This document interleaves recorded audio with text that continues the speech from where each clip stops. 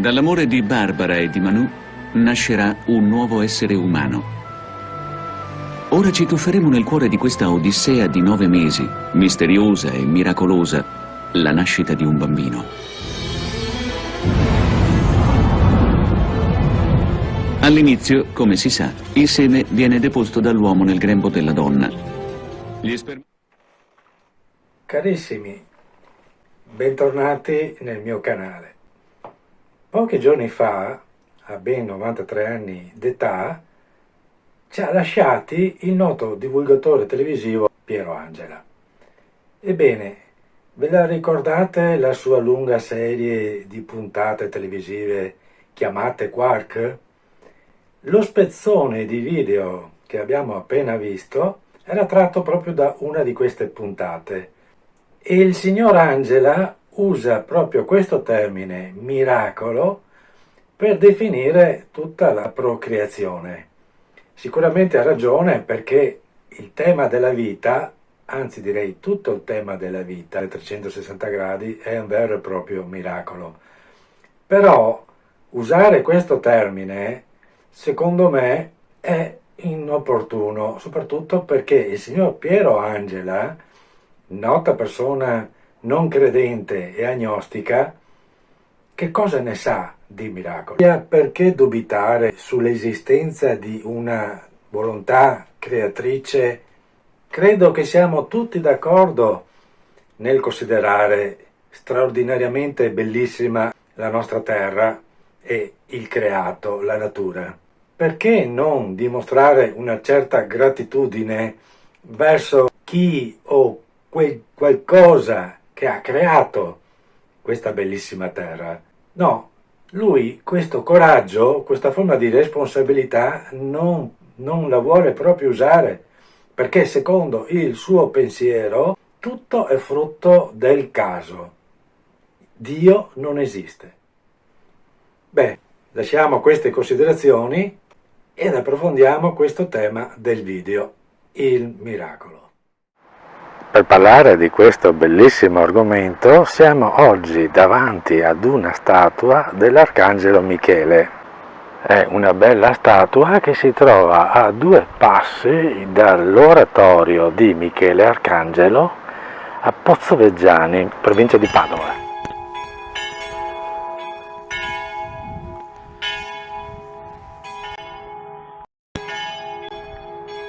Questa antichissima chiesetta fu addirittura la prima sede di sepoltura di Santa Giustina, la santa di Padova. Ebbene, visto che siamo sempre in questo tema dei miracoli, è un miracolo proprio quello che oggi possiamo vedere assieme, e cioè l'apertura e questo bellissimo scampanio.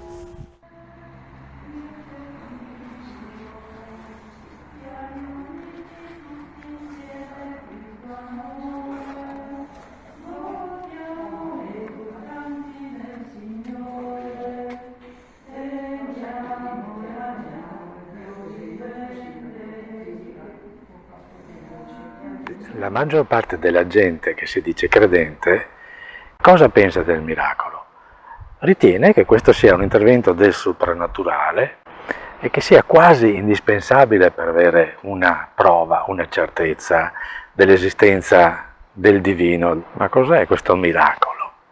Per capirlo dobbiamo osservare la casistica della fenomenologia e scopriamo come talvolta alcuni fatti prodigiosi intervengono nella nostra vita con un meccanismo abbastanza comune. Il miracolo è per il più delle volte dettato da un'esigenza di superare un momento di sofferenza o di angoscia nella nostra vita, ed ecco infatti i prodigi che accadono a Lourdes o a Fatima o, visto che siamo a Padova, qui alla Basilica del Sant'Antonio da Padova. Ma poi ci sono anche i fatti specifici come le conversioni delle persone, come la fine di un'epidemia, come la fine di una guerra, e poi ce ne sono anche delle altre misteriose che contemplano una manifestazione terrena che può essere considerata un messaggio o una risposta a un interrogativo delle persone, anche quelli più intimi.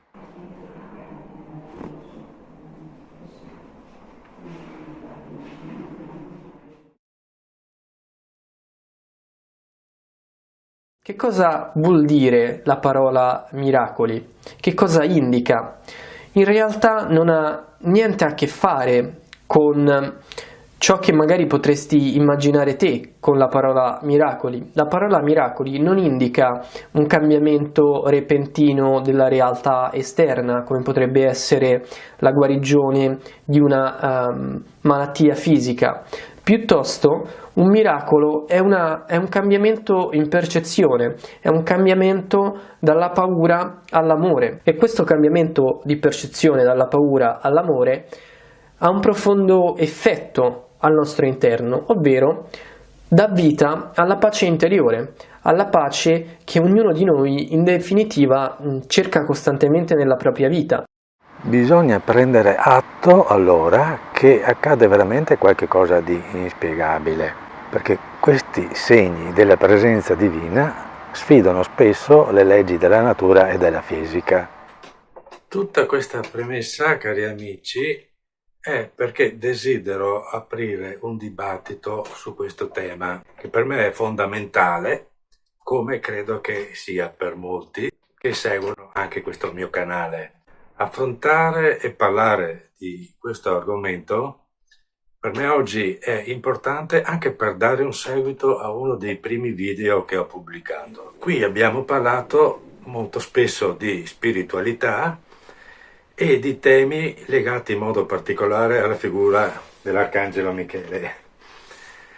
E infatti uno dei primi video che ho pubblicato ben oltre 2 anni fa, quando ho aperto questo canale, ed è un reportage dal famosissimo santuario di Monte Sant'Angelo in Puglia. Proprio da lì, dove migliaia e migliaia di persone che vi si recano hanno il privilegio di provare momenti significativi e a volte fondamentali per cambiare addirittura stile di vita. In questo video, dal titolo L'impronta dell'Arcangelo Michele, e del quale trovate qui sotto la descrizione e il link, ho avuto il piacere di intervistare Enrico Liberatore, che è la guida laica del santuario, un personaggio con molta cultura, ricco di conoscenza e di spiritualità, il quale ci ha spiegato in modo meraviglioso cosa significa entrare in quel santuario, che cos'è l'incontro con Michele e questo luogo straordinario che si definisce la porta del paradiso. Ecco, questo video è ancora, a distanza di oltre 2 anni, un successo quotidiano. Ogni giorno da 100 a 200 persone guardano questo filmato, che ad oggi ha superato le 30.000 visualizzazioni. E questo significa che il tema trattato è molto sentito e molti ci hanno lasciato commenti e chiesto spiegazioni. Io naturalmente vi ringrazio tutti. Perciò ho deciso di tornare a quel giorno del 2020 per descrivere quello che è accaduto subito dopo quel incontro, quella intervista con Enrico Liberatore.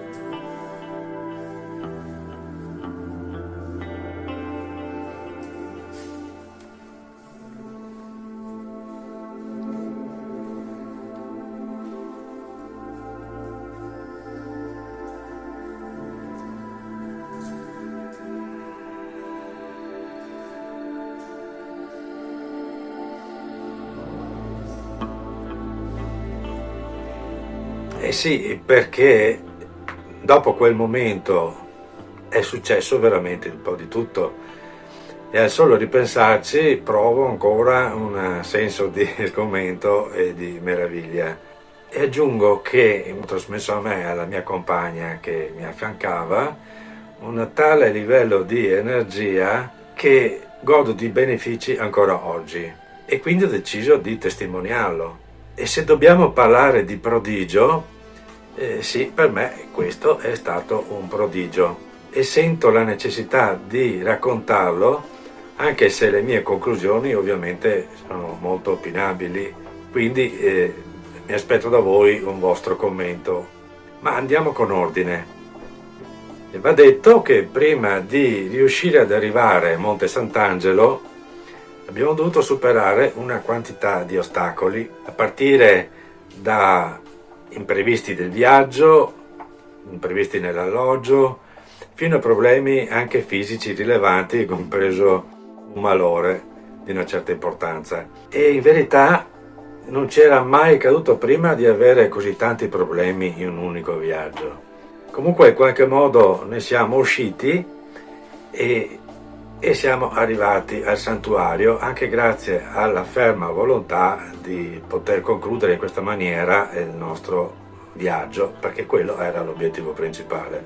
Ora, prima di visitare il complesso antico, la cripta e la grotta dell'Arcangelo, l'amico liberatore ci aveva, come dire, preparate l'incontro con questa potente entità spirituale, l'Arcangelo Michele. E faccio notare che è proprio questa potenza che nel corso dei secoli ha attratto tantissime persone, milioni e milioni di persone, compresi decine e decine di re, di condottieri, santi, papi, tutti che si recavano con grande devozione presso questo santuario, perché lì veramente si apre questa porta del paradiso e succedono delle cose straordinarie, credetemi. In un certo senso Enrico ha anche avuto il merito di averci predisposti ad accogliere favorevolmente qualunque cosa che fosse accaduta. La nostra sensazione era che stesse per accadere veramente qualche cosa, come se tutto questo facesse parte di un progetto. Ovviamente quando siamo scesi in grotta la nostra sensazione è quella che provano tutti in questi casi, e cioè un senso di consapevolezza di trovarci uno dei luoghi più sacri nel mondo occidentale, consacrato ben prima di Lourdes, ben prima di Fatima, ben prima degli altri santuari, compresi quelli di Michele ovviamente, come quello di Mont Saint-Michel. E questa era una sensazione straordinaria, perché ci sentivamo non solo al centro così del mondo religioso, ma anche della storia. E nella grotta abbiamo fatto quello che normalmente si fa in questi casi, cioè si assiste alla celebrazione della Santa Messa, che quel giorno lì, e siamo stati anche particolarmente fortunati, era celebrata addirittura dal rettore lì del santuario abbazia. Quella persona che più tardi sarebbe diventata protagonista, testimone del fatto che sto per raccontarvi.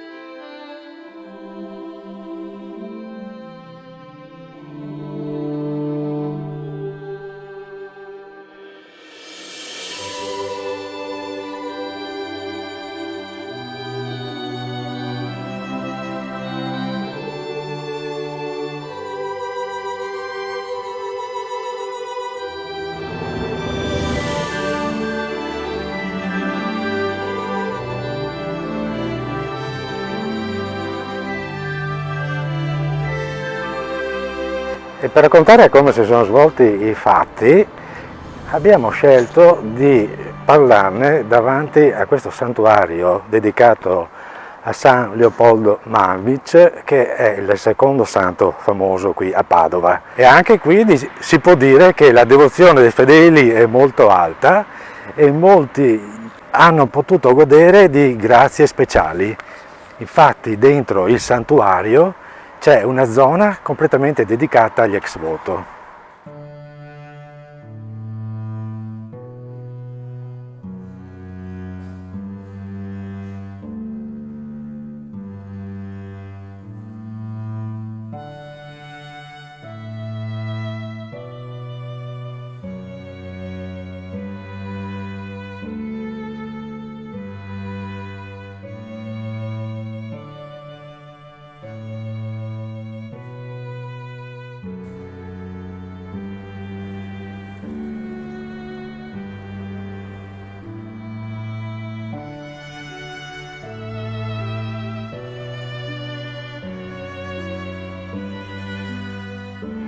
Per raccontare che cosa è accaduto, va precisato che tutto si svolse normalmente fino al momento della comunione, quando al momento di ricevere la particola non ho potuto resistere da un forte impulso che mi quasi obbligava ad inginocchiarmi. E fu allora che accade l'imprevedibile praticamente davanti a tutti.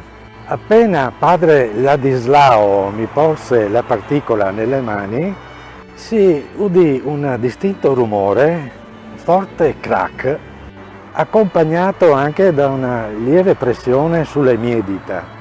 Mi resi conto che la particola si era spezzata in due e padre Ladislao stava commentando ad alta voce: "Oddio, che cosa sta succedendo? Oddio, che cosa sta succedendo?"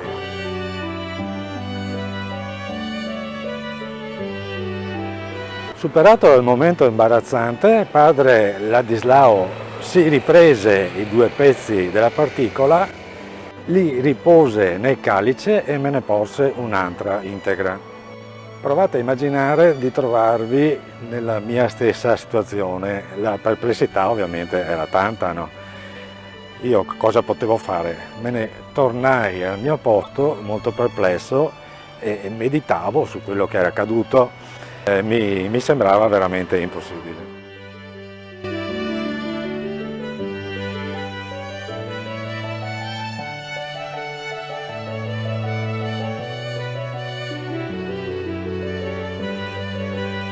Sicuramente starete pensando: ma che cosa c'è di tanto strano in una particola spezzata? Si sarà rotta perché forse era lesionata già dentro il calice? Offrendo una lettura che è un altro punto di vista, diciamo più razionale, si potrebbe anche dire che il materiale, il frumento con cui si prepara l'ostia, si preparano le particole, è abbastanza fragile, e questo mi è stato confermato da un paio di sacerdoti con i quali abbiamo potuto parlare. Uno di loro mi ha anche detto che gli è capitato personalmente che un'ostia si sia spezzata proprio mentre veniva consegnata. Però in verità questi sono casi estremamente rari. Ma ammettendo che questa sia la spiegazione, rimane un altro dubbio, e cioè: perché padre Ladislao si è pronunciato con quella esclamazione così particolare? Poi devo aggiungere un'altra considerazione personale che per me ha un'estrema importanza, perché riguarda proprio le sensazioni che io ho avuto in quel momento e che dimostrano che l'accaduto non è così semplice. Vi devo rivelare infatti che nel momento della consacrazione del pane e del vino io avevo espresso intimamente un pensiero, e cioè che anche la mia compagna che potesse prendere la comunione, cosa che lei invece rifiutava per motivi suoi personali. Al momento io invece ritenevo che la cosa fosse importante e quindi posso dire che pregavo proprio per poter avere la forza per poter fare questa cosa.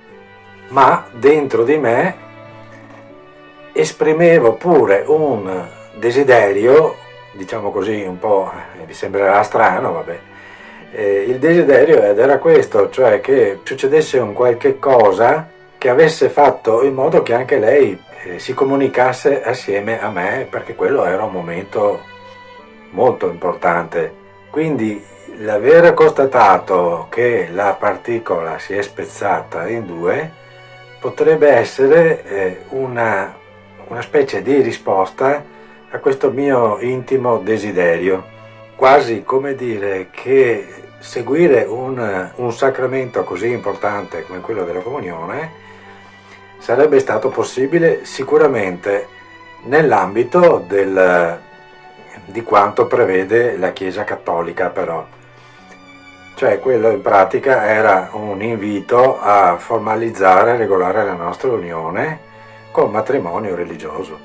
E questa potrebbe essere una spiegazione esauriente, un vero e proprio messaggio rivolto a noi per riuscire a compiere un percorso religioso di estrema importanza e portarlo a buon fine. E quindi abbiamo completato la nostra esperienza nella grotta proprio portandoci dentro questo desiderio di sposarci finalmente.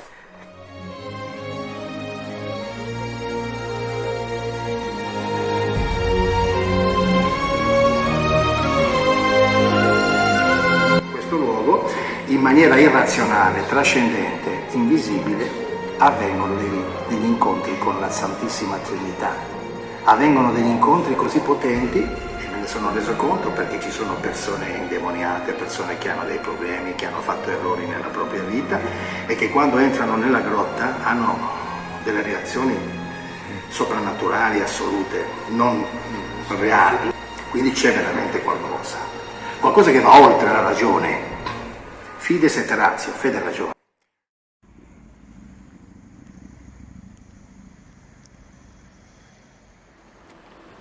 Per concludere questo lungo video ho scelto questo luogo particolare, l'antica abbazia di Santo Stefano, dove abbiamo coronato il nostro sogno, cioè ci siamo sposati. Comunque lasciatemelo dire, una cosa è certa, questi fatti lasciano veramente molto da riflettere. Si possono assumere molte spiegazioni, scegliere varie ipotesi, ma comunque io sceglierei, ecco, quello che abbiamo sentito per istinto, e cioè la netta sensazione di una vicinanza, di una presenza d'amore che ci ha fatto da guida per questo lungo percorso. Una guida, l'Arcangelo, che io ho sempre considerato in maniera speciale e che spero anche voi possiate accogliere come testimone, guida, maestro importantissimo per la nostra vita, per crescere a fede e per la nostra spiritualità. In definitiva, un ruolo fondamentale per la nostra esistenza. Grazie a tutti e alla prossima.